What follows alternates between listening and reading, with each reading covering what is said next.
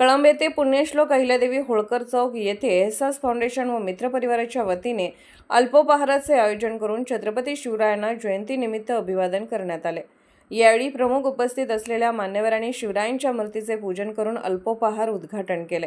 यावेळी हबप महादेव महाराज आडसूळ, सतीश बाप्पा टोणगे, बाळकृष्ण भवरसर, प्राध्यापक संजय कांबळे, बाळासाहेब धस, डॉ. रुपेश कवडे, शिवाजी गिड्डे भाऊ, युवराज काका पिंगळे, इम्रान मुल्ला, अमर चाऊस, समीर सय्यद, मुसद्दीक काझी, आरेफ, हाफिज साहब, काकासाहेब जाधव इत्यादी प्रमुख पाहुण्यांची उपस्थिती होती।